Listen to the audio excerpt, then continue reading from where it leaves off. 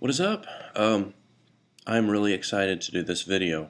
I don't have the opportunity to do these much, and I am very excited. um, Let me give you the gist of it. Radical Ryan appealed to me as a Christian to find and show in the Bible where usury is talked about. For those who aren't aware, Radical Ryan and I and Shafe and Dan and now Shall Not Be Infringed is kind of hinting around on getting involved in this economic situation. Not situation, but discussion where we're talking about what we understand about economy and what we would do if we had our way. It's good stuff, and this is especially good stuff. As for the content of this video, I make no apologies. I don't apologize for my beliefs or my Christianity. What I will say is, you can feel free not to listen. You can feel free to ask questions. You can, I don't know, do what you want. Yeah. All right. To Ryan, again, thank you very much. Now, you're going to have to apologize the clicking because I'm using a, instead of getting my old Strong's Concordance out, which is a big old behemoth, I'm using an online concordance, which is pretty much just it's the Strong's Online, and it's a pretty good resource that I'm going to be going for right now. I'm not really sure. One thing I wasn't sure is if in your if it's okay with you to use the Hebrew. I'm not sure if that's it, because obviously, first things first, and I'm not going to get crazy with everything that it says. Most of these discussions about usury from God happen in the Old Testament, and as many people know, quite a bit of the Old Testament is written in Hebrew, and that's how the Strong's is. Say the Strong's Concordance uses the Hebrew language for the Old Testament, and then the Greek in the New Testament. All right, just as a quick aside. So hopefully that's okay with you, Ryan. We didn't really establish many ground rules on what the translations is, but my thoughts on it is we would go to the most original language that we can find in the earliest examples. Not relying on a later on translation of a translation of a translation of a translation. And I think we can accomplish it because this is fairly simple. We're keeping it one word and keeping it a single definition. First example that came up after this search was Exodus 22:25, where God defines usury, and that word for usury is Strong's 5392, neshek, all right, which is more or less to charge interest. And it's if you lend money to my people, you aren't to be a usurer, and that means to charge interest. Okay, that defined what usury is. It's the charging of interest on a loan. That's it right there. So real quick, Ryan has pointed out that his belief that the capitalist way of a person getting as much money as they can for a product that they have produced is the same as usury. Well, my understanding, and now the biblical definition, is that is not usury. Usury is charging interest on a loan. Fair enough, right? I do get what you're saying, Ryan, about wanting to charge a fair price, and we'll get back to that. Okay. Next thing. Blah, blah, blah, blah. There's a couple. Leviticus talks about it a couple of times. Now, in Leviticus and a couple of the other areas, when when we're being told about loaning money and borrowing money, it's very interesting what our behavior is supposed to be.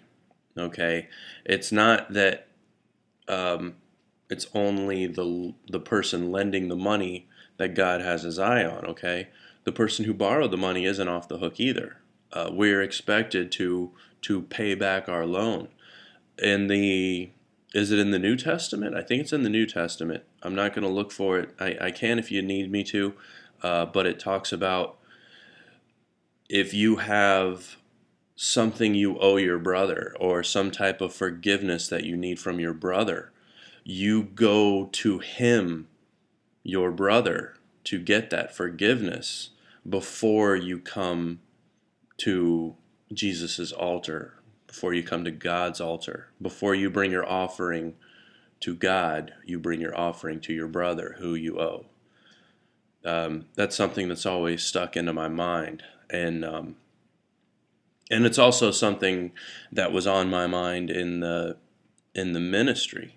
I'm sure you've seen it before. How many people neglect their families and their kindred to move their ministry forward, yet all the while their own household is rotting. I always found it interesting that a a bishop or an elder, whichever you want to talk about, his first thing is to have his house in order, his brothers and his family in order before he can move on to the church, to the body. Okay. Again, that's an aside that I just found interesting, and I hope you don't mind me doing this because I don't get to talk about this stuff much, not on this level, and I really enjoy it. Okay. Now, Deuteronomy. Deuteronomy, for those who may not know and are following along with this, it is the book of laws. There are hundreds. People always talk about the Ten Commandments. There are hundreds upon hundreds of literal laws in the Bible, and what is good about them isn't just that you take a look at these guidelines, and in Deuteronomy, for example, and you take a look at it and you say, well, we follow these laws because it says so. Okay? If you examine the guidelines in Deuteronomy, there's a moral lesson to learn in each one, especially as it pertains to theft. What can you do when somebody steals from you? It's good. It's good, but that's a subject for a different day. But from there, Deuteronomy 23:19, the law is established. You shall not charge usury to your brother. Now, in my study that I took part in before making this video, I went ahead and studied brother as well, okay? And it's actually your people, your kindred, okay? Now, does that mean that we can't charge usury to anyone, okay? Like, who is my brother in this particular passage? The term brother is Strong's 251, ak, which the outline of biblical usage in context has it brother of the same parents, half-brother, same father, relative, kinship, same tribe, each to the other, reciprocal relationship of resemblance. Now, I would say that one that I said each to the other would mean like if I'm working with Ryan and he needs money for an immediate purpose and he asks me for it and I loan him that money, it's not expected that I will charge him interest in return. Now there's other guidelines of behavior that the Bible talks about that I personally follow as it pertains to people getting money from me, and we'll get into that at another time, but it's not pertinent to the subject that we're talking about. So he doesn't charge me interest and I don't charge him interest, but we keep in mind that it's very important that we pay back, because it's weird. There's a lot of places in the Bible where God talks to us, and he's like, you need to pay this person back, because if he cries out to me over this issue, I will hear it and you got trouble. I paraphrase. All right, but it's true. Now, I did find that it's okay to charge usury to a stranger, though. Let me find that. Let me find that passage here real quick. Thou shalt not lend usury, but usury prevent money, gain increase, increase. A little bit talking about gain, greedily gaining here, but where did I find it? Let me do another. That was for Neshek. Okay. There's 7 different words for usury. Okay. Please bear with me. Oh, man. I'll find it. I'll find it. Just stick with me. You should see the screen, the notes. Okay. Deuteronomy 23:20. You can lend to a stranger. And you can. It doesn't say you should. All right? It doesn't say that it's right to. It says that you're allowed to. Now, it's also one of those things that, how do I put this? In the 10 Commandments, everybody points out the first one that actually has a if-then. In the 10 Commandments, you have honor thy mother and thy father, that it may be well with thee. So, like, if you honor your parents, things are going to go good. So it is with 23:20, in that it says if you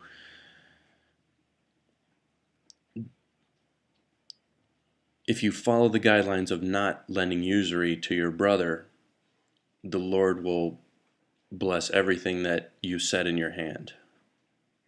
But again, that very same verse, it starts out with you can lend with interest to a stranger. Deuteronomy 23:20. And that is where I'm going to stop on the usury part for now, and we'll move forward as I think this answered, and the video is getting a little long. Deuteronomy 23:20, of course, is in the history of American banking. This is kind of a cool thing. When America first started out, there were times when people were of a very high level of biblical understanding, and Christians wouldn't loan to other Christians for interest. So you couldn't have, at that time, a Christian banker being able to loan to other Christians. And it was also that way for the Jewish, as they viewed the other people. So, but they had no trouble. The Jewish people had no trouble lending to the Gentiles, and vice versa. So, around the turn of the century, that's when you had those different people getting involved in banking. All right. So, there you have it. Usury in the Bible. Now, if Ryan, if you would like to, I would like to hear more about how it is you see that a product that's produced has anything to do with a loan that's expected to be paid back. because I don't see the similarities, because I just don't see the similarities in how the guidelines is we're supposed to follow. Blanket, point blank, my view on it, getting back on the subject, back on point with what our discussion is right now. Price is everything on a product, and labor. That's all that matters in the end, is what is charged for the final product.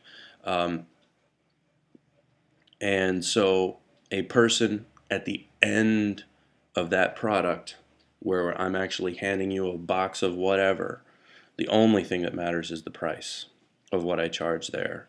As far as the economy is concerned, if we want to talk about the personal relationships, or what we value in the production of that, or what we value in the tasks that people do, then I believe that's a separate issue that I think we should keep correctly defined and structured.